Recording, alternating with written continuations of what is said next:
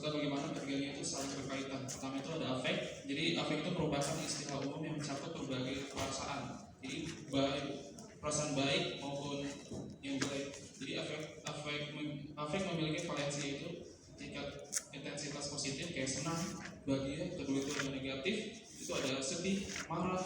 Terus kedua itu ada emosi. Emosi itu merupakan perasaan intens, spesifik, dan biasanya itu bersifat sementara. Jadi emosi ini seringkali dipicu oleh peristiwa tertentu. Contohnya kayak seorang karyawan itu yang kesal setelah dimarahi atau dikritik oleh atasan. Ketiga itu ada mood.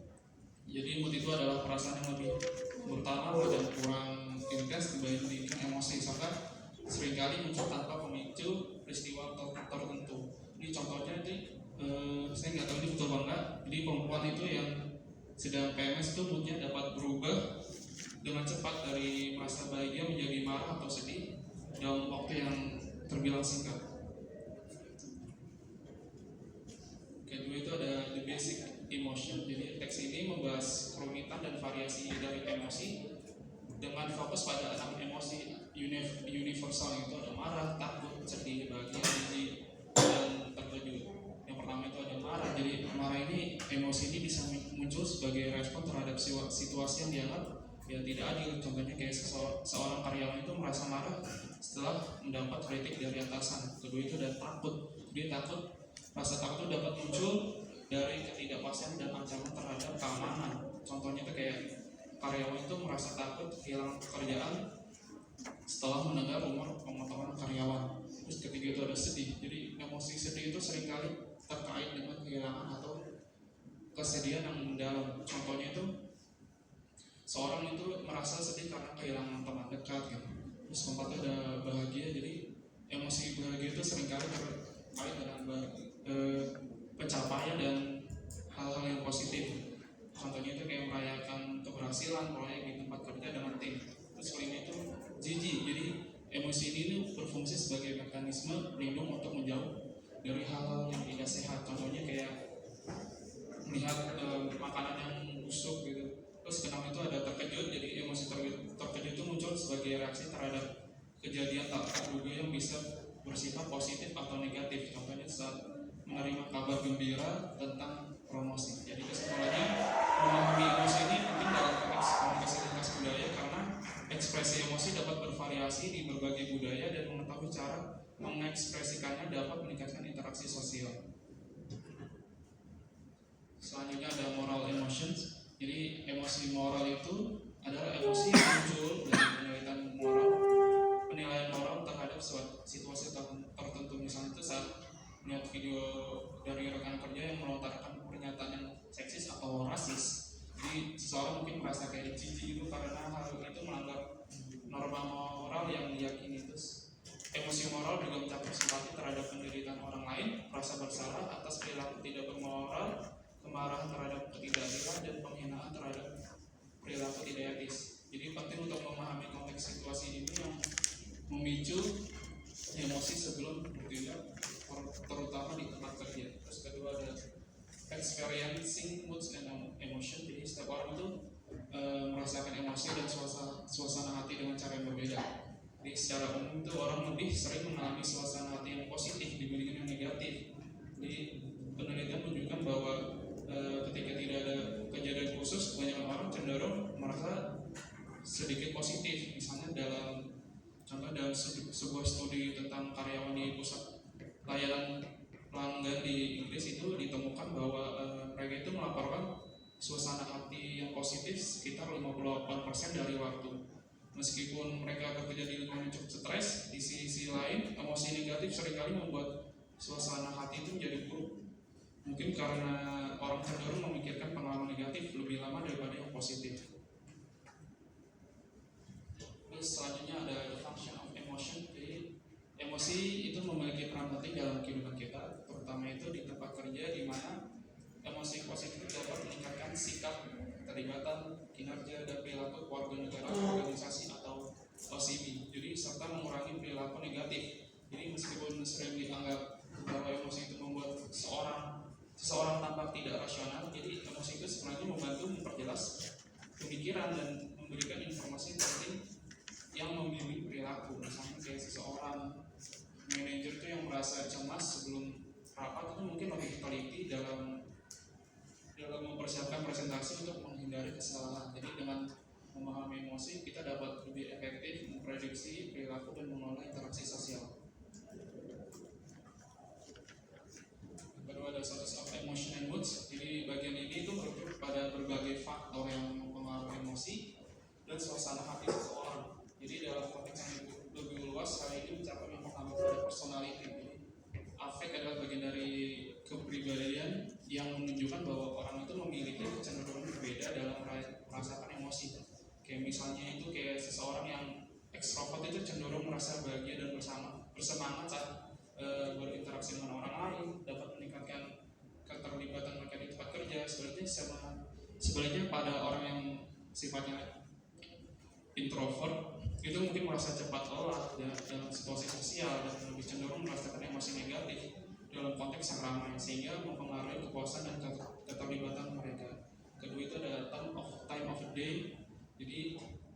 Jadi waktu itu bisa sangat mempengaruhi suasana hati seseorang. Misalnya itu kayak banyak orang yang merasa lebih bahagia dan bersama di pagi hari, terutama saat mereka bangun terus perasaan positif ini itu biasanya mencapai puncak di antara pukul 10 pagi hingga tengah hari.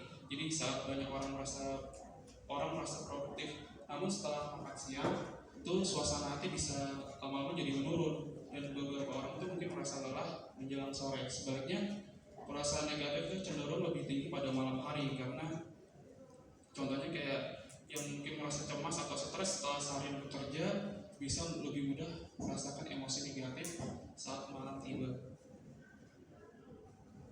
Ketiga ada day of the week. Jadi untuk perasaan negatif, Senin adalah hari yang dengan perasaan negatif tertinggi di sebagian besar budaya. Jadi meski demikian, di beberapa negara itu perasaan negatif itu lebih rendah dari pada hari Jumat dan Sabtu. Terus dibandingkan dengan hari Minggu. Hal ini itu mungkin disebabkan oleh pernyataan bahwa meskipun hari Minggu menyenangkan sebagai hari libur, jadi orang juga merasakan sedikit stres tentang minggu yang akan datang. Terus keempat itu ada weather. Jadi sebenarnya banyak orang yang berpikir cuaca itu bisa mempengaruhi suasana hati mereka.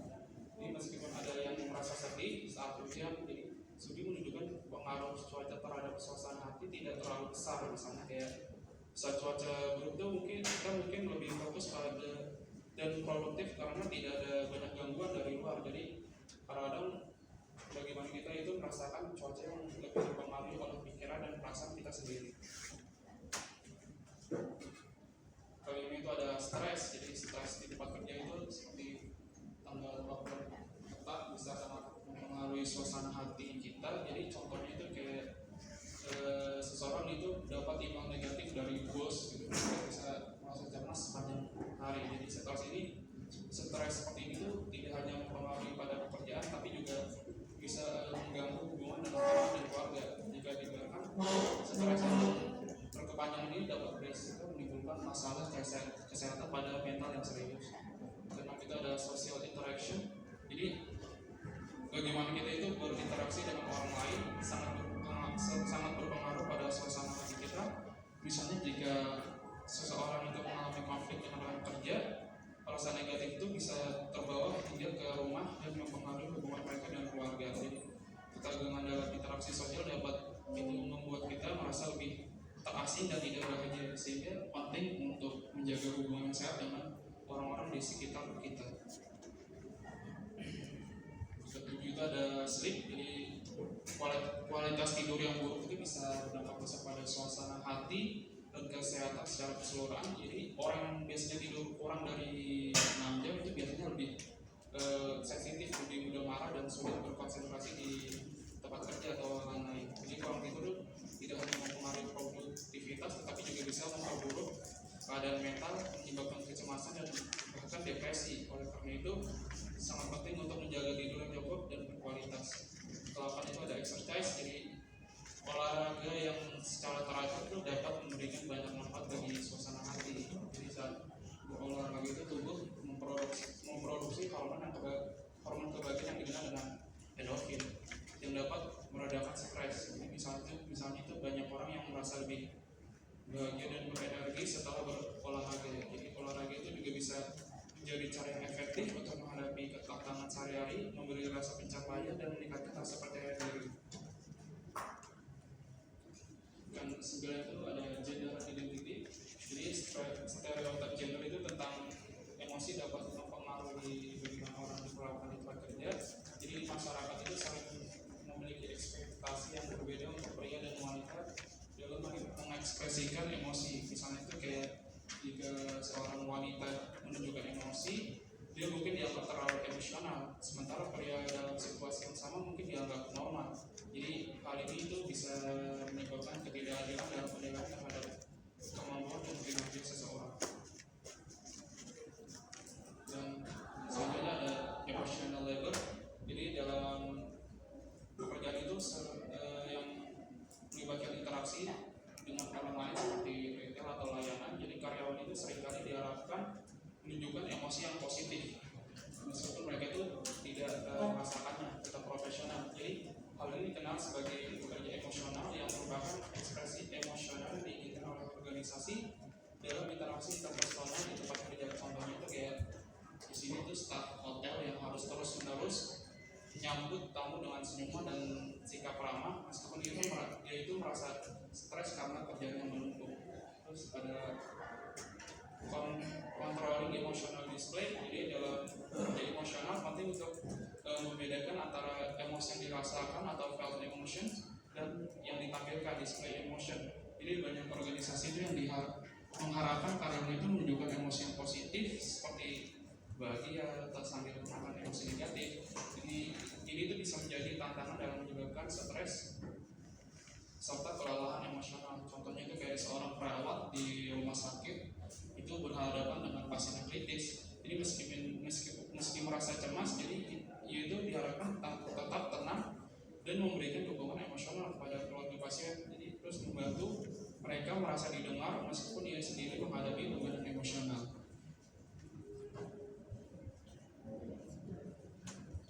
Ya, lanjut. Ya, selanjutnya ada effective event theory atau singkat AET.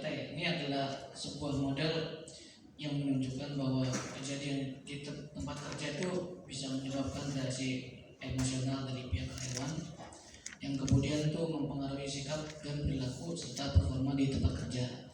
Nah, sebagai contoh nih ada contoh dari buku Lisa Marie nih, seorang administrator layanan di North Carolina, memulai proses fertilisasi nih kayak di sterilin setelah dia tidak dapat memiliki anak selama 6 tahun. Nah, terus atasannya membatalkan tunjangannya nih kan. Jadi si Lisa Marie ini dia sakit hati, nangis-nangis selama seminggu dan jadinya mempengaruhi performa kinerjanya setelah kejadian tersebut. Nah, ini disebutkan contoh dari affective events theory. Nah, selanjutnya itu ada EI atau emotional intelligence, adalah kemampuan seseorang untuk memahami emosi dalam diri sendiri dan orang lain, memahami makna emosi tersebut dan mengatur emosi diri sendiri dengan tepat. Nah, mengapa EI emotional intelligence ini lebih penting dari kemampuan kognitif? Nah, para manajer dalam studi career builder menunjukkan bahwa mereka lebih terbiasa dengan emosi mereka nih, sehingga mereka bisa tetap tenang di bawah tekanan, menyelesaikan konflik dengan lebih efektif, berempati dengan rekan kerja dan anggota tim, dan secara efektif dapat mengatur emosi. Nah, itulah mengapa AI lebih penting dari kemampuan kognitif. Nah, selanjutnya itu adalah emotion regulation. Nah, kalian pernah nggak sih mencoba menghibur diri sendiri saat lagi sedih, menenangkan diri saat lagi marah? Nah, itu namanya regulasi emosi atau emotion regulation. Nah, kebiasaan utama di balik regulasi emosi adalah mengidentifikasi dan memodifikasi emosi yang dirasakan. Nah, contohnya itu para pekerja di seluruh dunia waktu pandemi harus bisa menghadapi dan mengatur emosi karena PHK di mana-mana, ekonomi menurun, penghasilan menurun, dan nyari kerja susah dan lain-lainnya. Nah, selanjutnya ada OB application of emotion and words. Nah, pemahaman tentang emosi dan suasana hati dapat mempengaruhi banyak aspek dari organisational behavior. Nah, termasuk proses seleksi, pengambilan keputusan, kreativitas, motivasi, kepemimpinan, negosiasi, sikap kerja, perilaku menyimpang di tempat kerja, dan keselamatan. Nah, ini di selection proses. Nah, jadi salah satu implikasi dari bukti-bukti mengenai AI, emotion intelligence, adalah bahwa para pengusaha harus mempertimbangkannya sebagai faktor dalam pekerjaan karyawan, terutama untuk pekerjaan yang menuntut tingkat interaksi sosial yang tinggi, yang banyak sering ketemu orang. Nah, faktanya semakin banyak perusahaan yang mulai menggunakan perusahaan itu makin banyak nih yang mulai menggunakan AI, indikator AI itu untuk mempekerjakan orang. Nah, selanjutnya pengambilan keputusan, decision making. Nah, suasana hati dan emosi memiliki efek pada pengambilan keputusan yang harus dipahami oleh karyawan dan harus dipahami oleh karyawan dan pimpinan. Nah, jadi emosi dan suasana hati yang positif ternyata nih dapat membantu orang membuat keputusan yang tepat. Emosi positif juga meningkatkan kemampuan dalam pemecahan masalah, sehingga orang yang beremosi positif itu menemukan solusi yang lebih baik. Nah, selanjutnya kreativitas. Nah, salah satu tujuan strategisnya itu adalah untuk memaksimalkan produktivitas karyawan melalui kreativitas. Kreativitas itu dipengaruhi oleh emosi dan suasana hati. Banyak penelitian menunjukkan bahwa orang yang berada dalam suasana hati yang cenderung lebih kreatif daripada yang baik nih, itu bisa cenderung lebih kreatif kalau dia suasana hati lagi baik daripada orang yang moodnya lebih jelek, jadi hasilnya kurang maksimal. Nah, orang yang berada dalam suasana hati yang baik itu biasanya menghasilkan lebih banyak ide dan lebih banyak opsi-opsi. Nah, selanjutnya itu ada motivasi. Suasana hati dan emosi memiliki efek pada pengambilan keputusan yang harus dipahami oleh karyawan dan harus dipahami juga oleh keduanya, karyawan dan pimpinan. Nah, emosi dan suasana hati yang positif ternyata dapat membantu orang membuat keputusan yang tepat. Nah, emosi positif juga meningkatkan kemampuan dalam pemecahan masalah. Nah, sehingga orang yang beremosi positif menemukan solusi yang lebih baik.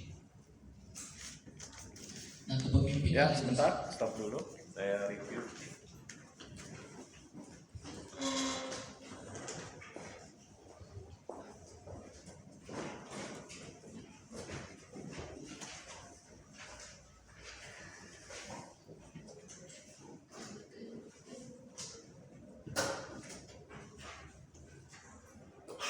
Nah, dalam pertemuan kali ini kita akan membahas mengenai emotion and moods. Nah, sebagai manusia, di mana kita tahu bahwa manusia itu memerlukan manusia lain sebagai bentuk kita untuk bersahabat, berteman, berinteraksi, bekerja sama. Nah, dengan adanya upaya manusia untuk berinteraksi sosial, pasti manusia akan mengalami suatu kejadian, peristiwa dari suatu pertemanan dan persahabatan. Reaksi yang ditunjukkan ini adalah suatu perasaan, misalnya seseorang merasa dihargai oleh temannya, oleh sahabatnya, pasti dia akan menunjukkan suatu perasaannya akan senang, bahagia. Nah, inilah yang dinamakan suatu perasaan atau emosi yang ditunjukkan oleh seseorang, di mana emosi ini akan memainkan peran dalam diri seseorang bagaimana bertindak dan berperilaku. Contohnya, apabila seseorang mengalami suatu kejadian, peristiwa yang tidak menyenangkan, katakanlah misalnya di tempat kerja, tanpa adanya hal yang jelas, tiba-tiba manajer melampiaskan rasa marahnya tanpa tahu apa bentuk kesalahannya, pasti akan menimbulkan suatu reaksi terhadap nilai perasaan di dalam dirinya, perasaan negatif seperti marah, kesal, kecewa, sedih, dan lain sebagainya. Nah, inilah nilai perasaan, di mana nilai perasaan seseorang ini akan dibentuk dari perasaan yang dinamakan emotion dan moods. Nah, perpaduan dari emotion dan moods ini menghasilkan nilai perasaan yang dinamakan affect. Nah, affect ini adalah perpaduan dari kedua nilai perasaan manusia, baik itu emosi maupun suasana hati. Walaupun ini nilai perasaan manusia, tetapi nilai perasaan manusia dari emosi atau mood, suasana hati ternyata bisa dibedakan. Walaupun keduanya ini merupakan hal yang sama. yaitu apa? Nilai perasaan manusia. Nah, perbedaannya apa? Emosi dan moods atau suasana hati. Nah, biasanya kalau emosi ini penyebabnya jelas. Artinya kita bisa tahu apa yang menyebabkan kita marah, apa yang menyebabkan kita kecewa, apa yang menyebabkan kita sedih, apa yang menyebabkan kita bahagia, gembira, senang, atau mengalami euforia dan lain sebagainya.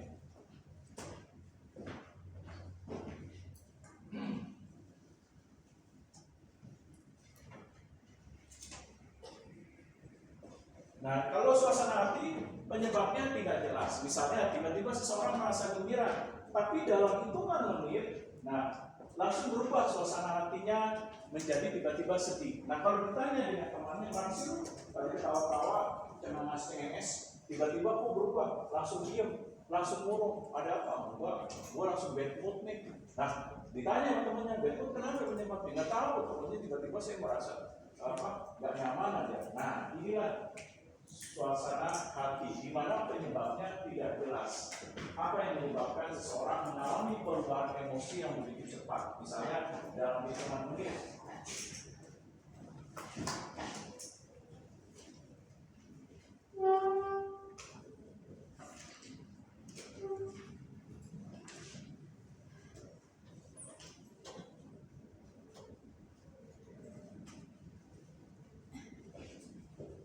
Nah, lalu emosi itu berlangsung dengan lama. Artinya apa emosi? Nah, ketika seseorang mengalami rasa kesal, marah, kecewa, atau diperlakukan negatif, bahkan apabila itu diperlakukan secara terus-menerus dan berlangsung, maka akan menimbulkan emosi yang lama dalam dirinya. Seperti contoh, orang ada yang rasa kesal, marah, tiba-tiba dilampiaskan dengan misalnya seperti melakukan pembunuhan, atau bahkan setelah itu orang bisa melakukan tindakan di luar dari nilai kemanusiaan berupa misalnya mutilasi. Kenapa kok bisa? Karena emosinya itu berlangsung lama. Dia memendam rasa kesal itu di dalam hatinya, sehingga dia melampiaskan rasa kesalnya, emosinya yang berlangsung cukup lama dari perlakuan negatif. Nah, inilah bentuk dari emosi. Nah, lalu suasana hati ini berlangsung dengan singkat. Artinya apa? Dia bisa mengalami perubahan dengan cepat. Misalnya, seseorang sedang mengalami sedih. Nah, tiba-tiba dengan cepat, temannya ngajak, udahlah daripada minum aja, yuk kita makan seblak. Nah, ketika sudah ditraktir makan seblak, tiba-tiba dia tertawa lagi. Nah, inilah suasana hati, di mana perubahannya, emosinya atau perasaannya itu bisa berlangsung secara cepat mengalami perubahan.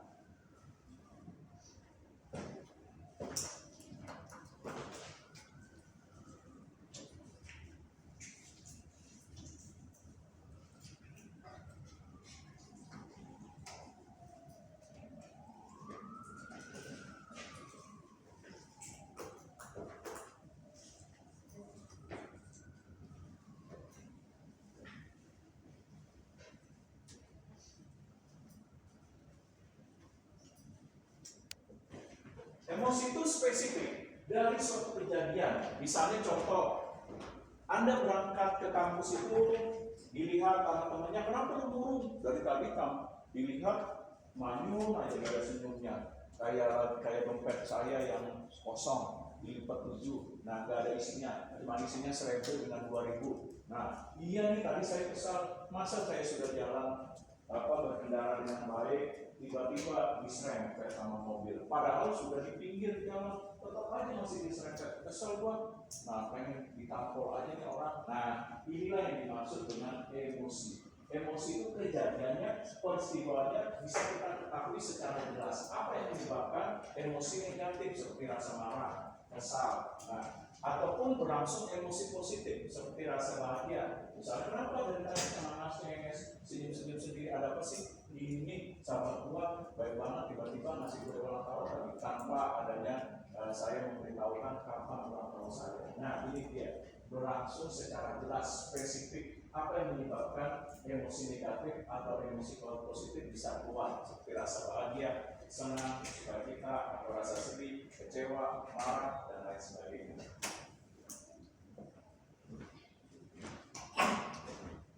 Nah, lalu berlangsung secara tidak pasti kalau suasana hati. Artinya apa? Ketika orang suasana hati muncul, misalnya sedang di dalam keramaian dengan teman-temannya, seperti Anda mahasiswa nongkrong di kantin. Nah, ada yang bisa berubah dengan cepat moodnya.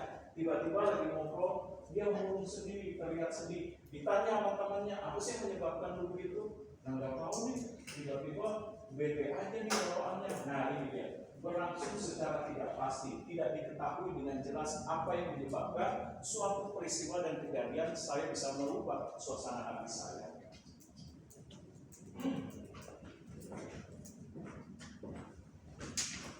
Nah, emosi dengan suasana hati dipengaruhi juga oleh pemikiran otak yang berada di bagian belakang otak. Nah, di mana bagian belakang otak itu akan mempengaruhi terhadap nilai emosi seseorang. Di mana diteliti oleh penelitian dalam bidang medis atau kesehatan.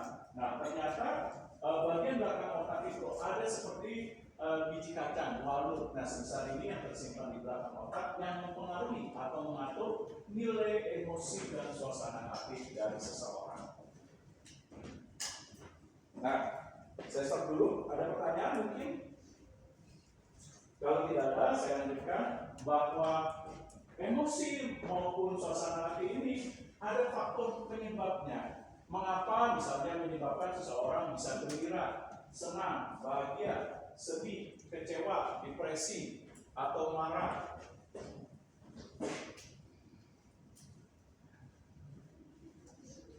Yang pertama, bisa disebabkan oleh faktor exercise, yaitu olahraga. Nah, berdasarkan hasil penelitian, orang yang memiliki keteraturan dalam olahraga, misalnya seminggu 2 kali atau seminggu sekali, nah itu bisa mempengaruhi hormon di dalam dirinya, yaitu hormon endorfin, yaitu hormon rasa bahagia, senang, sukacita, yang bisa memicu terhadap nilai reaksi emosi seseorang. Nah, ini dari hasil penelitian dari bidang medis.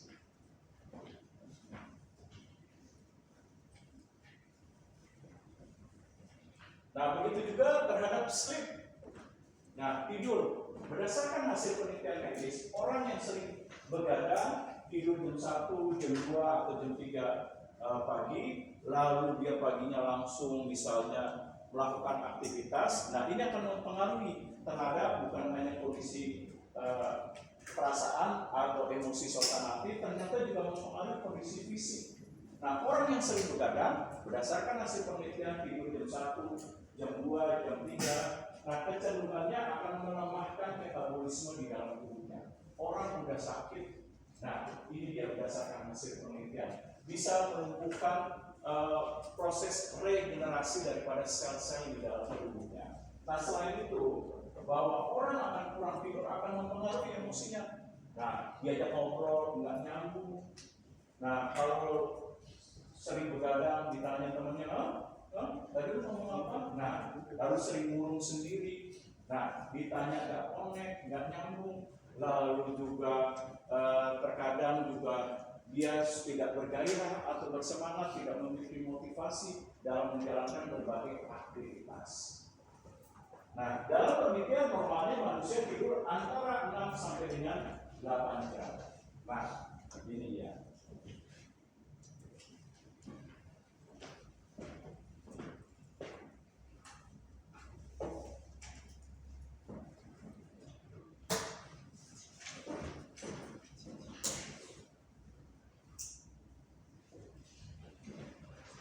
Begitu juga stres. Stres artinya bagaimana kondisi nilai mental yang dialami oleh seseorang. Apabila seseorang mengalami stres yang sangat tinggi, tentu akan mempengaruhi keberadaan dirinya terhadap nilai perasaan, baik itu emosi ataupun suasana hati. Seperti kalau orang stres, akan mudah sensitif, mudah marah, mudah tersinggung. Tiba-tiba dia bisa mengalami emosi terhadap rasa sedih, kecewa dalam dirinya yang lebih, seperti memandang keberadaan dirinya tidak berharga. Nah, kalau ini terus-menerus tidak bisa diatasi, akan menyebabkan dalam dirinya depresi. Depresi yang tidak bisa diatasi dengan baik dalam mengelola nilai emosinya akan menyebabkan akan tindakan yang fatal. Itu apa? Bisa menyebabkan orang bunuh diri atau bisa menyebabkan gangguan mental, mengalami kalau orang pada umumnya bilang orang gila, yaitu sudah telanjang di pinggir jalan. Nah ini dia kondisi dari perasaan atau nilai suasana hati.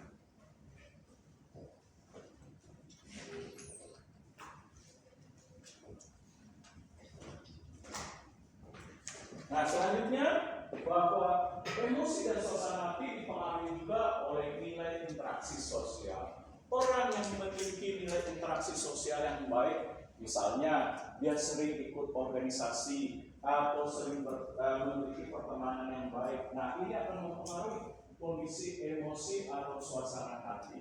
Orang yang memiliki pertemanan yang baik, lalu dia terlibat di dalam organisasi, maka akan mendukung maka akan mempengaruhi nilai emosi dan suasana hati seperti rasa bahagia, sukacita, damai, keberadaan dirinya merasa dihargai dan lain sebagainya. Nah, kalau orang yang melakukan interaksi sosial seperti sering mengurung diri saja, nah akan mempengaruhi keberadaan emosinya seperti mudah marah, mudah tersinggung, lalu cepat dia meluapkan rasa emosinya, tidak mampu mengontrol nilai emosi yang negatif.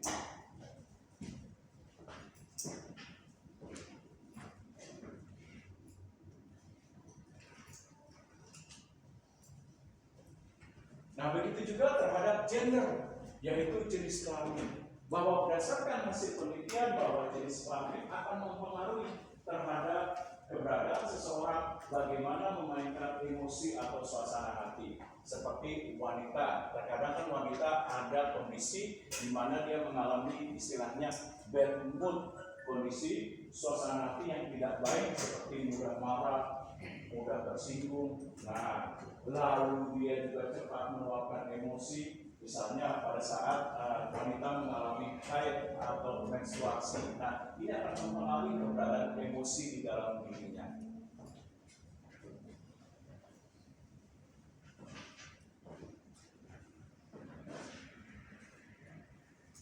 Begitu juga usia. Nah, usia juga mempengaruhi nilai emosi. Nah, begitu juga ini dibuktikan bahwa orang-orang yang masih usia dalam remaja, dewasa muda, kecenderungannya kenapa melihat suatu kejadian yang tidak menyenangkan, dia cepat untuk meluapkan emosinya, seperti rasa marah, rasa kecewa, misalnya tiba-tiba diserempet. Nah, dengan cepat, misalnya orang yang masih muda akan suruh, dirempet aja nih, tanpa ngomong bagaimana, langsung mukul biasanya. Nah, ini kecenderungan terhadap usia. Nah, biasanya kalau usia semakin dewasa, misalnya sudah mendekati 30, 40 atau 50, kecenderungannya dia bisa lebih mampu untuk mengontrol suatu emosinya terhadap nilai-nilai perasaan yang ditunjukkan, seperti perasaan negatif, entah itu marah, entah itu kecewa, sedih, dan lain sebagainya.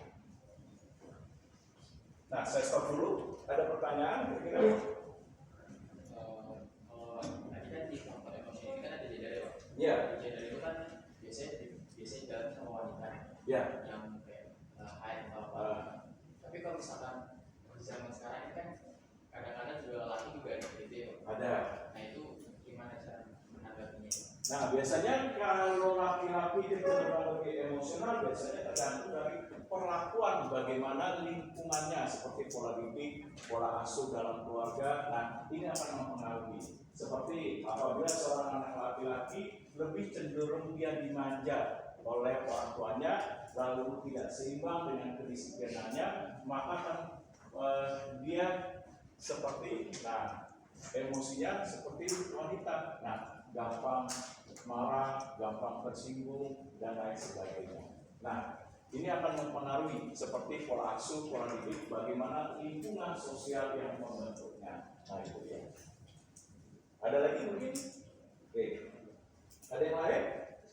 Ya. Faktor keturunan ada, faktor emosi atau perasaan atau suasana hati Biasanya faktor keturunan itu sifat atau karakteristik dasar yang diturunkan oleh orang tua yang terbentuk dari nilai DNA-nya. Atau disilahkan dalam kedokteran bagaimana membentuk nilai sel kromosomnya yang mempengaruhi terhadap anak, misalnya dipengaruhi sifat dasar dari orang tua yang diturunkan. Lalu sel kromosom bisa mempengaruhi terhadap bagaimana wajah seseorang. Makanya jangan heran kalau wajah ini lebih mirip ibunya ya, lebih mirip bapaknya ya. Kenapa? Karena sel kromosom yang diturunkan dari kedua orang tua. Kalau kalian masih ingat belajar biologi, dari hukum Mendel, dari hukum X dan Y. Nah, inilah yang dinamakan faktor keturunan. Nah, ada yang mau ditanyakan lagi? Silakan. Ya. Tapi kalau misalnya dalam dunia kerja itu, kalau misalnya manajernya sedang backlog, Ya. tidak investasi ke karyawan, ya kita sebagai karyawan itu harus benar-benar sikap pengalaman. Nah, biasanya misalnya tergantung nilai karakteristiknya. Kita harus pahami bagaimana manajer tersebut. Kalau karakteristiknya dia memiliki karakteristik yang baik, terbuka, maka kita tunggu momen yang tepat. Untuk kita bisa menyampaikan pendapat atau masukan kita mengenai kondisi emosi. Tapi kita lihat juga kalau manajernya dalam kondisi marah, orang dalam kondisi marah itu diberikan masukan sama sekali akan tidak bisa. Dia akan berpendapat bahwa orang yang memberikan masukan akan menyerang terhadap dirinya. Oleh sebab itu tunggu. Dilihat kalau emosinya sudah reda, maka kita bisa beri masukan, ide dan saran. Biasanya kalau orang emosinya sudah reda, baru dia bisa rasionalnya akan berpikir dengan baik. Kecenderungan kan orang kalau emosi, dia udah ngambil keputusan, dia curhat sama temannya atau sahabatnya, pasti dia mau nyesel, kenapa ya ambil keputusan seperti ini. Pasti seperti itu.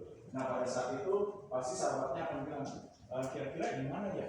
Pasti sahabatnya ngomong, ya udah minta maaf aja. Ini dia. Coba lebih ketinggalan. Ini dia. Biasanya kalau orang kecenderungan lagi marah, ngambil keputusan itu pasti salah. Karena kenapa? Rasionalnya udah nggak berfungsi, dia lebih mementingkan egonya dalam dirinya. Itu. Kalau terhadap manajer. Ada lagi mungkin atau sudah paham? Ya, ada lagi mungkin? Kalau tidak ada, bahwa baik suasana hati maupun emosi, kita harus bisa memainkan keduanya dengan baik terhadap suatu kejadian dan peristiwa supaya kita bisa mengontrol diri kita. Jangan sampai misalnya emosi-emosi negatif akan mempengaruhi atau memberikan dampak buruk. Misalnya contoh, karena kita tidak mampu untuk mengelola emosi dengan baik di tempat kerja, misalnya rasa marah yang berlebihan, maka mengakibatkan karir kita akan menjadi terhambat terhadap pengembangan diri. Oleh sebab itu kita harus memiliki apa yang dinamakan kecerdasan emosi yang sering disebut sebagai EQ, emotional quotient. Kecerdasan emosi ini meliputi apa? Yang pertama adalah self-awareness.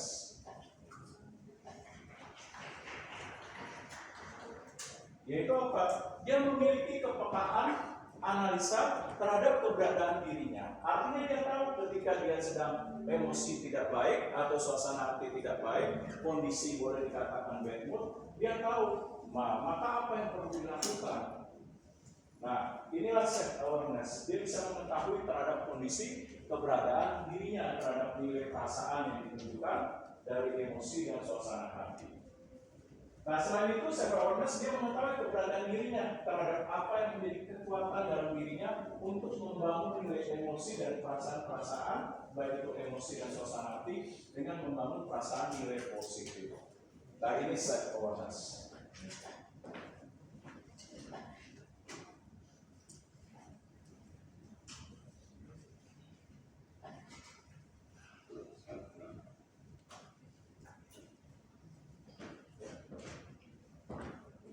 Lalu self management, yaitu apa self management?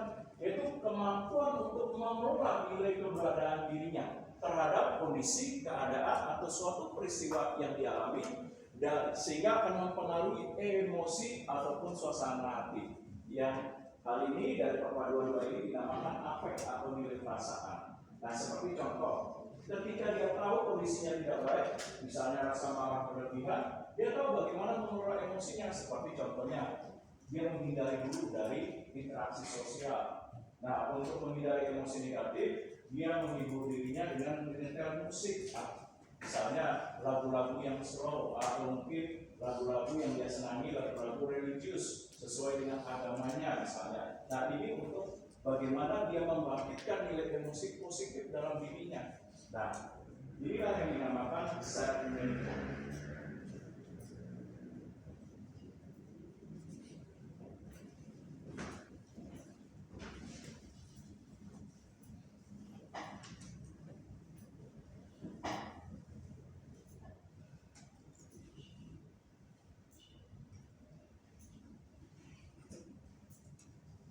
Nah, selanjutnya relationship management, yaitu apa? Kecerdasan emosi yang dimiliki oleh seseorang dalam mengontrol, mengendalikan diri perasaan yang dipengaruhi oleh emosi dan suasana hati sebagai bentuk upaya seseorang dalam mengelola keberadaan dirinya dalam hal apa? Melakukan interaksi sosial seperti membangun empati, membangun rasa kepedulian, respect, membangun rasa untuk menghormati orang lain, membangun rasa kemanusiaan dan lain sebagainya. Nah, inilah dinamakan relationship management, menjalin pertemanan yang baik, persahabatan, untuk misalnya membangun kekuatan jaringan, untuk meningkatkan nilai keberadaan dirinya dalam mengelola nilai karir, nilai kemampuan dalam keterampilan, keahlian, dan lain sebagainya. Nah, saya stop dulu sebelum saya lanjutkan ke 4. Ada pertanyaan?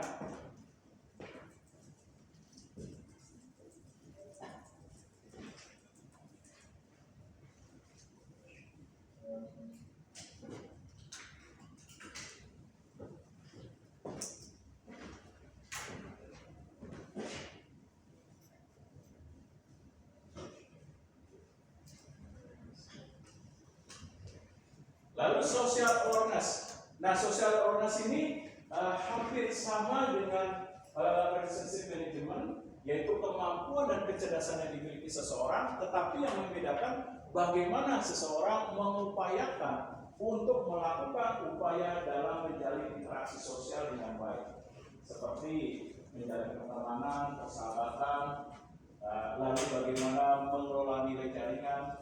Nah, sehingga bagaimana dia akan mempengaruhi nilai emosinya dalam hal upaya untuk menjalin pertemanan, persahabatan, atau menjadi kolega, atau membangun networking. Nah, ini dia social awareness.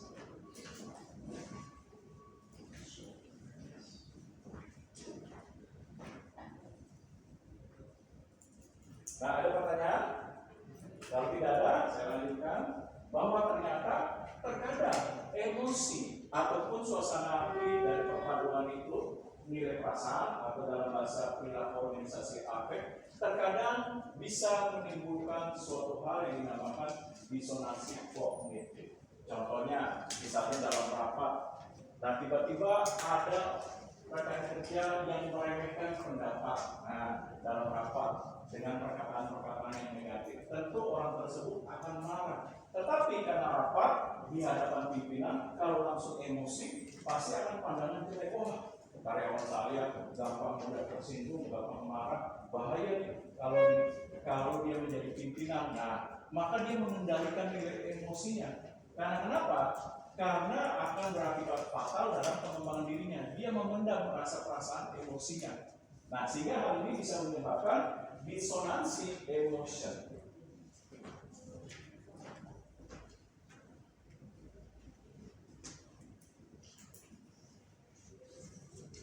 Nah, seperti pada saat rapat dia kenapa sih lu dari tadi diem aja bro? Gua ini tetap happy kok senyum.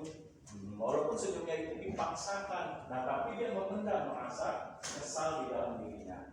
Karena misalnya contoh dalam rapat pendapatnya ataupun masukan sarannya ada yang mengkritik secara negatif. Nah, ini dia. Nah, nantinya bahwa nilai perasaan atau emosi yang dinaikkan seseorang itu bisa terbentuk dari dua hal. Ada yang surface level, ada yang bersifat deep level emotion. Surface level emotion atau deep level emotion.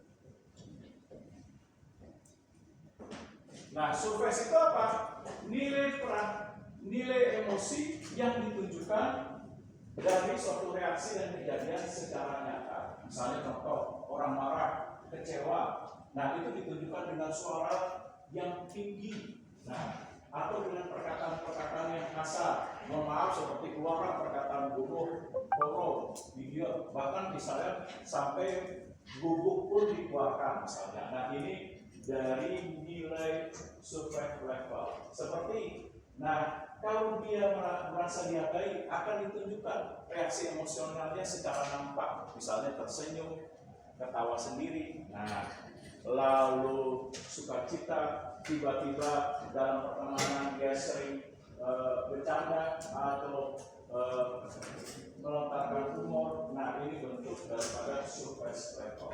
Ada bentuk emosi yang bersifat deep level. Misalnya ketika orang kesal, kecewa, sedih, dia tidak menunjukkan, hanya menunjukkan dari dilihat raut wajahnya, tetapi dia tidak menunjukkan suatu sikap dan perilakunya, seperti kalau marah dengan nada yang tinggi. Nah, tapi dia memendam. Nah, cuma hanya ditunjukkan dari reaksi secara raut wajah. Misalnya dia sedih tapi dia pendam. Nah, ini dia deep level. Nah, ada pertanyaan kira-kira? Kalau tidak ada, nah, bagaimana emosi atau suasana hati, perpaduan dari keduanya nilai perasaan akan mempengaruhi di tempat kerja atau dalam organisasi. Nah, seperti apa nih?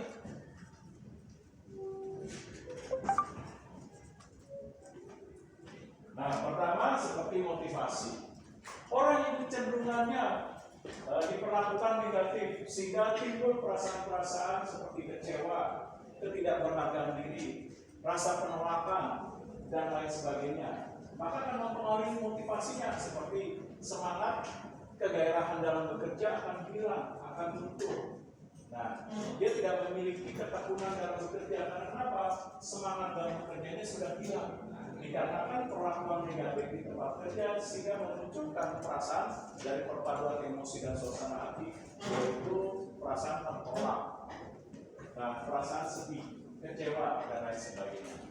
Tapi sebaliknya, kalau para pekerja diperlakukan dengan baik, lingkungan kerjanya lalu diperlakukan dengan pembayaran atau kesejahteraan yang layak, hubungan antara atasan dengan bawahannya sesama rekan kerja baik, lalu setiap konflik yang terjadi dalam organisasi mampu diselesaikan dengan kesepakatan yang baik atau win-win solution. Nah, berarti apa? Motivasi bagi para pekerja akan tinggi dalam menunjukkan semangat gairah dalam bekerja.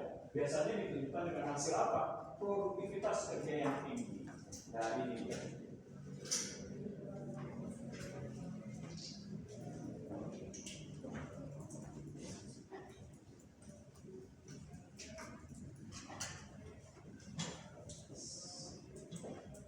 Nah, selanjutnya kreativitas. Orang yang keberadaan dirinya misalnya sedang murung, sedang sedih, sedang kecewa, mengalami penolakan dalam dirinya, bagaimana kreativitasnya? Pasti akan sulit. Jangan kreativitas. Nah, mungkin hanya ditanya pun dia bisa tersinggung. Nah, inilah contohnya. Nah, hal ini dibuktikan dengan hasil penelitian. Seperti kalau kalian pernah baca suatu artikel dari perusahaan Google, ketika perusahaan Google itu menciptakan suasana kerja yang nyaman, ternyata dari hasil penelitian itu mempengaruhi kreativitas. Seperti apa? Seperti Google, di situ ada tempat fitness yang buka 24 jam. Lalu ada kafe yang khusus karyawan yang buka 24 jam. Lalu juga karyawan diberikan kebebasan untuk datang ke kantor dengan berbagai macam pakaian. Bahkan pakaian sampai pun hanya kaos, lalu celana pendek itu boleh ke kantor. Nah, ternyata dari perlakuan hal tersebut, ternyata akan mempengaruhi kreativitas. Itu apa? Di bagian IT mampu mengembangkan pengembangan secara Google dengan baik. Hal ini dibuktikan dengan apa? Itu Google mampu dikembangkan sekarang dengan berbagai macam aplikasi. Ada Google Map, Google Translate, Google Games, Google Play Store, dan lain sebagainya. Ini dari mana? Hasil dari kreativitas sehingga menghasilkan inovasi. Karena ini dipengaruhi oleh apa? Nilai suasana hati ataupun emosi dari perpaduan keduanya.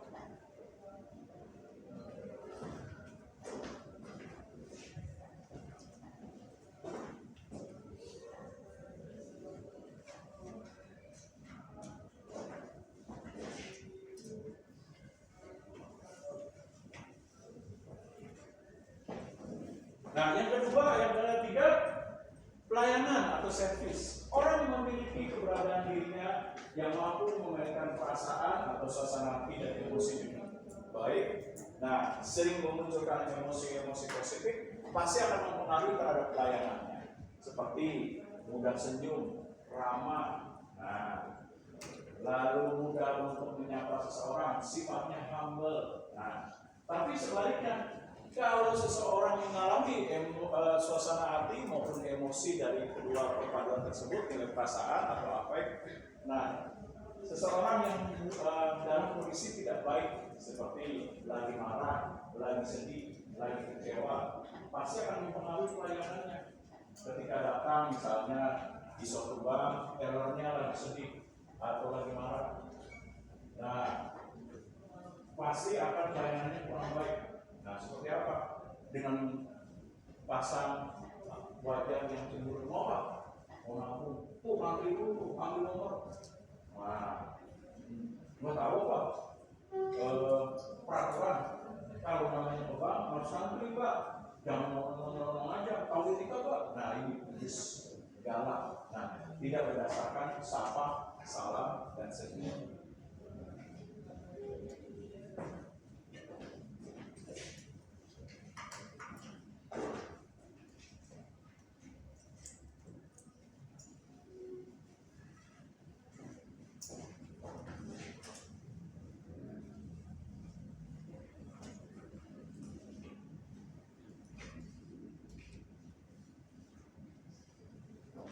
Nah, begitu juga dalam pengambilan keputusan. Nah, ketika seseorang dalam kondisi yang tidak baik, katakan seperti anak zaman sekarang, istilahnya lagi galau. Nah, ketika orang sedang galau, dicampur dengan perasaan sedih, kecewa, tertolak, dan berbagai hal perasaan negatif, maka akan mempengaruhi dalam pengambilan keputusan. Kemungkinan orang dalam pengambilan keputusan terhadap emosi atau suasana hati yang negatif tentu akan mempengaruhi dalam pengambilan keputusan. Nah, contohlah yang gampang tuh, kayak yang sekarang lagi viral, Lori itu. Nah, anaknya kita misalnya ketika lagi perasaan emosi, nah dia jelek-jelekin ibunya. Tapi sebaliknya, ketika emosi suasana hatinya sudah redam, baru dia mengatakan di televisi konferensi pers, iya saya salah, saya merasa ditipu. Nah, begitulah terhadap pengambilan keputusan. Nah, ketika orang lagi emosi negatif, kecenderungannya hampir 80% masih salah dalam pengambilan keputusan. Nah, misalnya contoh, ribut sama kakaknya, udah hari ini lu bukan kakak gua. Nah, pas sudah sadar, baru dia menyadari, oh iya, ya begitu juga kakak saya. Nah, mulai menyadari perasaan yang salah. Nah, ketika sudah menyadari, biasanya mulai mendekati, maaf ya kak, saya salah. Nah, ini dia dalam pengambilan keputusan.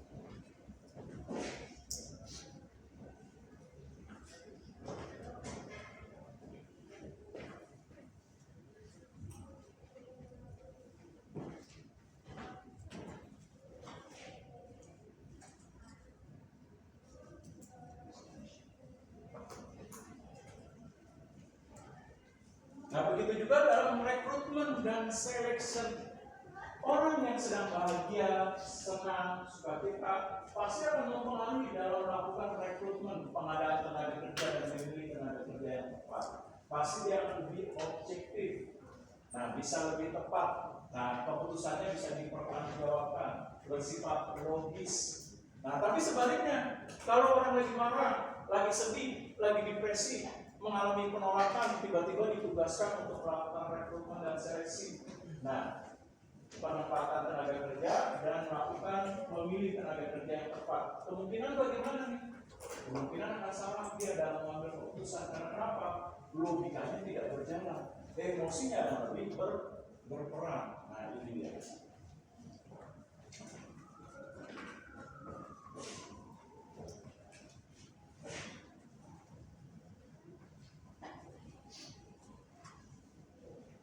Nah, begitu juga dalam leadership, seperti yang tadi ditanyakan, kalau pemimpin dalam suatu organisasi, perusahaan atau manajer, nah sering memunculkan emosi yang negatif, seperti rasa marah yang berlebihan. Karyawan hanya melakukan kesalahan kecil saja yang tidak fatal terhadap peraturan, langsung, mohon maaf, dimaki-maki. Keluarlah kata-kata buku ke ngok-ngok gitu. Nah, sampai perkataan tolol, bodoh, idiot dan lain sebagainya. Nah, apa yang terjadi dalam kepemimpinannya? Kepemimpinannya tidak akan berfungsi dengan baik dalam apa? Pengelolaan organisasi. Kontrol tidak akan berfungsi dengan baik. Begitu juga evaluasi. Lalu pengembangan organisasi seperti kreativitas dan inovasi tidak akan berfungsi dengan baik. Kenapa? Karena karyawan akan merasa takut, tertekan. Nah, ketika menyampaikan ide dan gagasan, udah gak usah ngomong, ntar lu dibego-begoin, ditolol-tololin, bahkan dikatakan anjing lagi, udah bilang gitu aja. Nah, pada saat rapat, nah sehingga apa? Tidak ada pengembangan ide. Nah, ini yang terjadi.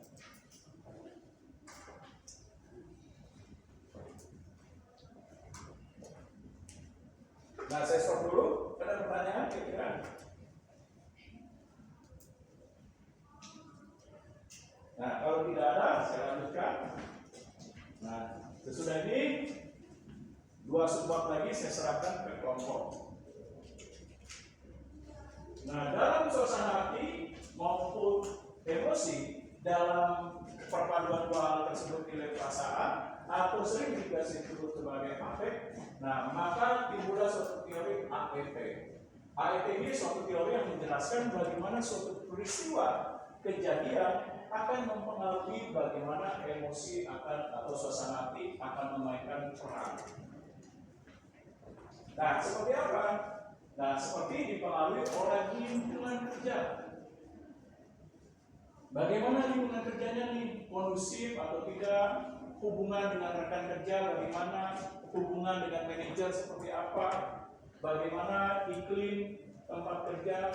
Nah, kalau iklim tempat kerja tidak sehat, sering konflik, mengalami pertikaian. Nah, tentu akan mempengaruhi dari peristiwa itu bagaimana kondisi emosi dari para pekerja.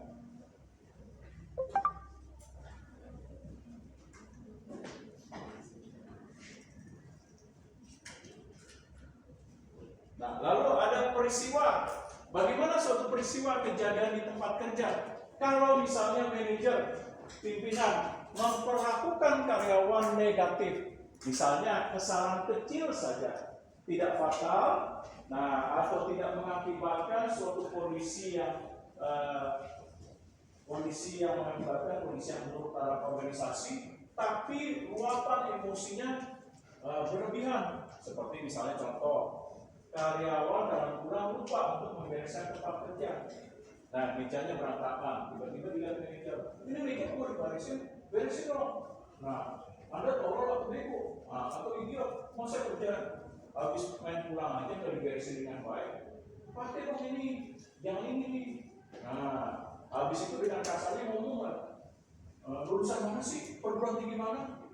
Kok nggak pakai ininya, cuma pakai ini? Nah, ini dia berlebihan. Nah, kalau sudah berlebihan, apa dampaknya terhadap suatu peristiwa? Pasti karyawan akan merasa dirinya tidak dihargai. Nah, sehingga akan sulit untuk mengembangkan organisasi. Kalau rapat, nah karyawan kecenderungannya akan diam. Dia tidak mau untuk menyampaikan pendapat, ide, gagasan-gagasan yang kreatif ataupun yang inovasi. Udah diam aja, kita diomelin. Lu mau dibegoin, mau ditolol-tololin, bahkan dia nilai. Nah, ini yang terjadi.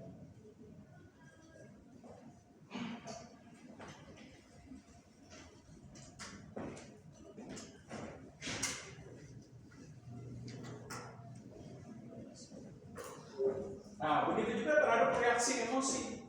Nah, kalau kejadian dan peristiwa manajer atau pimpinan memperlakukan hal negatif akan mempengaruhi terhadap reaksi. Misalnya sering dimarahi, tapi diomelin atau dimarahi dengan penyebab yang tidak jelas, atau kesalahan yang kecil saja tapi luapan emosinya sangat tinggi, maka cenderung mempengaruhi reaksi terhadap, misalnya pada saat rapat tidak menunjukkan kebahagiaan rapat. Nah, pada saat rapat,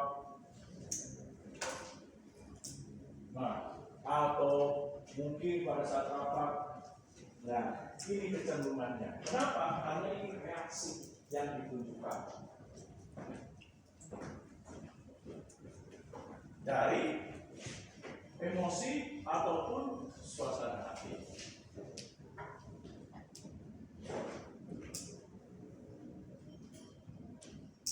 Nah, nantinya bahwa reaksi emosi tersebut tentu akan dipengaruhi oleh yang dinamakan nilai pribadi. Nah, bagaimana nilai kepribadian seseorang? Nah, tentu akan mempengaruhi nilai emosinya. Seperti kalau orang ekstrovert, berarti apa ekstrovert ini lebih reaktif ya terhadap suatu peristiwa kejadian. Ketika ada peristiwa kejadian negatif, dia lebih cepat untuk memunculkan emosinya. Nah, misalnya dia milih bos terhadap penyebab yang tidak jelas, pasti dia nanti, kenapa bos marah-marah? Salah saya apa? Bos yang begitu dong, mentang-mentang pimpinan, emang saya nggak bisa mencari pekerjaan lebih baik? Ya udah, bos silakan. Kalau mau pecat aja. Nah, ini dia orang kecenderungan ekstrovert lebih reaktif. Nah, berdasarkan kecenderungan pribadi. Nah, tapi kebalikan kalau introvert, dia lebih bisa memainkan emosinya. Nah, dalam arti ketika dia lagi sedang marah, sedang sedih, atau diperlakukan negatif, misalnya marah-marah, nah paling sesudah itu dia ketemu dengan teman yang dipercaya atau rekan kerjanya yang dipercaya. Bete gua, diomelin bos, gak tahu penyebabnya apa, tiba-tiba marah. Lalu udah gak mengalami kondisi ini. Nah, gimana sih hadapinnya? Nah, ini mempengaruhi terhadap nilai kepribadian. Nah, oleh sebab itu, maka dari suatu peristiwa perlu upaya terhadap nilai kecenderungannya. Nah, kecenderungan. Yaitu apa nih? Kalau orang diperlakukan dengan baik, dihargai, dipuji, dimotivasi, dipengaruhi oleh perasaan emosi positif. Nah, kecenderungannya apa nih? Kira-kira pasti akan menciptakan sikap kerja yang positif, seperti motivasi tinggi, produktif, berkinerja, memiliki pengabdian dan komitmen. Tapi sebaliknya, kalau karyawan diperlakukan negatif, salah dikit, nah bego lu, tolol, misalnya mohon maaf, lalu sampai keluar, bahasa kamu becus kerja, maaf kata sampai ngomongnya kasar, becus kerja kayak anjing. Nah, apa yang terjadi? Kalau sering diperlakukan negatif, misalnya pekerja sering dikatain anjing, sering dikatain babi, sering dibilang goblok, tolol, idiot. Nah, apa yang terjadi dalam kecenderungannya di tempat kerja? Pasti perlakuan negatif akan terjadi di tempat kerja. Nah, karyawan akan mudah untuk stres. Nah, mudah untuk depresi, bahkan mudah untuk melakukan perilaku menyimpang di tempat kerja dengan sering terjadi konflik, kekerasan, bullying, dan lain sebagainya. Nah, ini dia. Nah, ada pertanyaan kira-kira?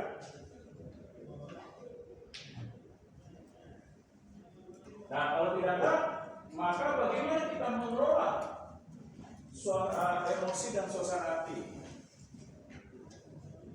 Bagaimana manajer atau pimpinan mengelola suasana hati?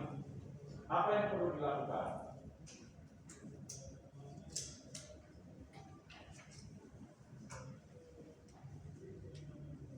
Nah, sehingga akan memberikan dampak positif di tempat kerja. Nah, bagaimana manajer mampu mengelola suasana hati dan emosi? Nah, apa yang dilakukan?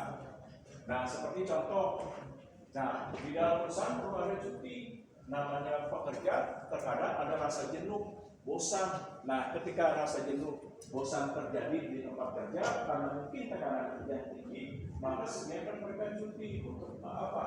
Kembali agar mereka beristirahat, agar nantinya ketika beristirahat itu fresh. Nah, terus juga kalau manajer atau pimpinan kalau istirahat ya sudah berikan waktu, jangan udah diberikan cuti tapi masih ditelepon. Kerjaan gimana nih? Nah, pasti karyawan akan bete dari masa cuti, ditelepon lagi ditanya kerjaan dan lain sebagainya. Nah, dikirimin lagi dokumen suruh ngerjain di rumah. Nah, ini dia.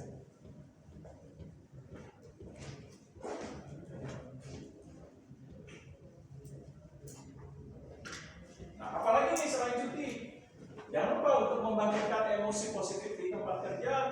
Itu apa? Gathering. Nah, ada acara gathering yang diadakan perusahaan seperti liburan bersama yang diadakan antara pimpinan, manajer, dan bahkan dengan karyawannya supaya bisa memunculkan nilai-nilai emosi positif di tempat kerja. Seperti keberadaan karyawan merasa dihargai. Nah, ini dia.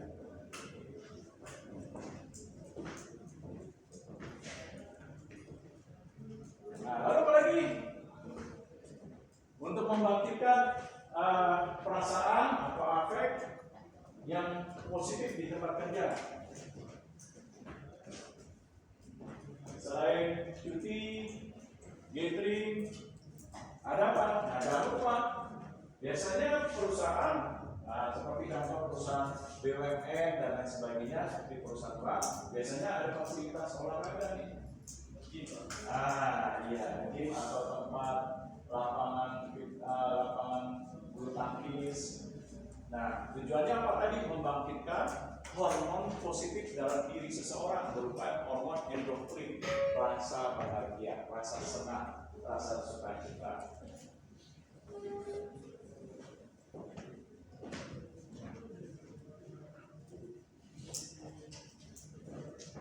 Nah, apalagi nih yang bisa dilakukan? Cuti, gathering, fasilitas olahraga, apa nih? Untuk membangkitkan nilai emosi ataupun suasana hati yang positif di tempat kerja. Nah, ada kegiatan sosial yang dilakukan di tempat kerja. Nah, seperti apa? Pada saat misalnya Idul Adha, atau Idul Fitri, perusahaan ikut merayakan, atau pada saat agama lain misalnya Natal ikut supaya apa? Dengan interaksi sosial bisa membangkitkan ide emosi positif seperti keberagaman diri, penerimaan dan lain sebagainya. Nah, saya stop dulu. Ada pertanyaan?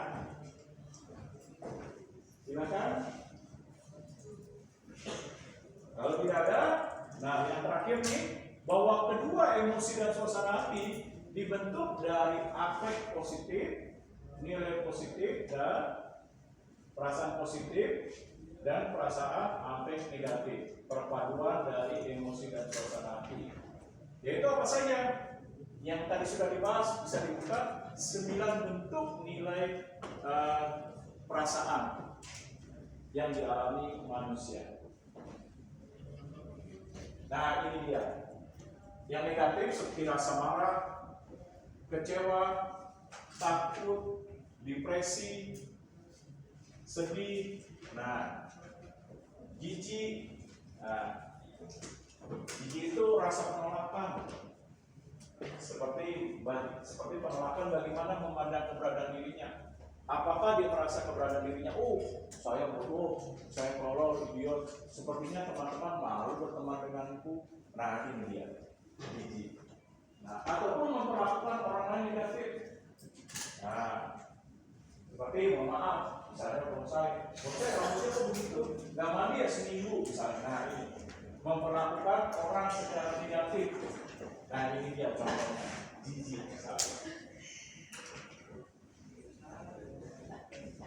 Nah, kalau afek positif apa saja? Tadi rasa gembira, rasa damai, sukacita, bahagia. Nah, ini dia. sebagainya. Nah, contoh aja ya, jangan singgung. Nanti pulang saya ganti di rumah bapak di mana? Naik kendaraan apa pak? Nomornya platnya. Nah, jangan ya, sekedar contoh aja, jangan masuk hati. Supaya kenapa? Contoh supaya mudah untuk dipahami. Kalau 100% di tempat kerja, takutnya kan bingung. Nah, dari perpaduan emosi ini, afek positif dan negatif terhadap nilai perasaan nih, ada nilai perasaan manusia. Nah, ada pertanyaan nggak sebelum saya serahkan ke kelompok? Oke, kalau tidak ada, lanjutkan.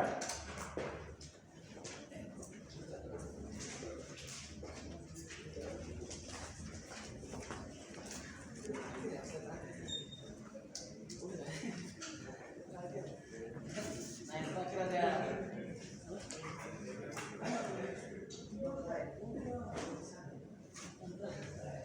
itu ada leadership kepemimpinan.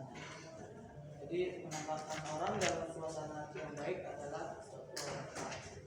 Jadi para pemimpin yang berfokus pada tujuan untuk menginspirasi akan menghasilkan sifat optimisme, kerjasama dan antusiasme yang lebih besar dalam diri karyawan yang mengarah pada interaksi sosial yang positif dengan tenaga kerja dan sama. Oke, ada pertanyaan? Nah, kalau tidak ada, saya mau menyampaikan. Nah, jangan lupa kalau kita di tempat kerja nih, atau misalnya contoh gampang di kampus nah, saya misalnya nggak marah, lihat bos saya aja langsung sebel. Nah, tapi saya melampiaskan juga ke semua mahasiswa. Nah, apa yang terjadi nih? Kalau misalnya saya sebagai katakanlah dosen, sebagai manajer tempat kerja, sering memberikan emosi yang negatif. Nah, gara-gara saya, misalnya contoh, saya melampiaskan ke semua mahasiswa misalnya. Nah, apa yang terjadi dalam pengelolaan kelas atau dalam perusahaan, misalnya saya sebagai manajer, lihat silakan, apa dampak negatifnya misalnya. Nah, pasti pertama Pak, konflik di tempat kerja akan tinggi. Nah, sering terjadi ribut antara dengan rekan kerja, baik dengan manajer ataupun dengan atasan, sering terjadi konflik yang dapat menyebabkan suasana ataupun iklim organisasi yang buruk. Nah, lalu apa lagi? Nah, pertama bisa menyebabkan terjadinya konflik. Yang kedua Pak, perilaku menyimpang. Nah, seperti tindakan kekerasan. Nah, contoh misalnya nih, karena saya memperlakukan kelas ini negatif, nah, karena sebelum misalnya contoh, mohon maaf, melihat bos saya, nah, apa yang terjadi? Pasti akan mempengaruhi terhadap kondisi mahasiswa. Bisa saja mahasiswa melakukan tindakan kekerasan. Berterlalu tuh, menjadi marah-marah. Nah, temannya sendiri, ini rambutnya sama, main di kaca, main pukul. Nah, perilaku menyimpang di tempat kerja, seperti tindakan kekerasan yang tinggi. Nah, lalu apa lagi? Nah, betul, tindakan diskriminasi. Nah, seperti tindakan fisik diskriminasi. Saya nggak suka melihatnya nih, langsung tindakan diskriminasi secara fisik. Nah, biarpun dia sudah belajar lagi, tetap aja saya kasih nilai 50. Kenapa 50? Habis ada rambutnya seperti ini, saya nggak suka. Nah, ini contoh. Perilaku menyimpang di tempat kerja. Lalu apa lagi nih? Perilaku menyimpang di tempat kerja. Nah, tingkat absensi atau ketidakhadiran akan tinggi. Maupun rajin. Oh, gue sering dikenal nih. Mentang-mentang kalau itu udah nggak usah masuk. Habisin aja absen sampai 3 kali. Nah, itu dia.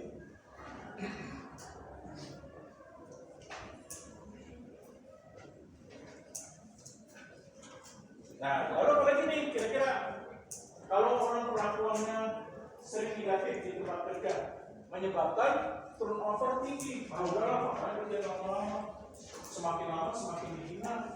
Nah, udah aja kalau ada kesempatan yang bagus, langsung tanpa pikir panjang mengundurkan diri dari perusahaan. Ngapain perusahaan ini? Udah gajinya kecil, bosnya sering marah-marah, manajernya galak, main salah dikit aja langsung keluar kata-kata bohong. PA misalnya. Nah, ini dia. Nah, lalu apa lagi nih? Kira-kira kalau tempat kerja diperlakukan negatif pekerjanya, seperti manajernya memperlakukan dengan emosi yang negatif, ditekan pekerjanya dengan marah, hinaan, cacian. Nah, apa yang terjadi nih selain perilaku menyimpang? Ya, betul, stres kerja akan tinggi. Nah, mental daripada karyawan akan tidak sehat, seperti sering murung, depresi bukan, sifat kepribadian.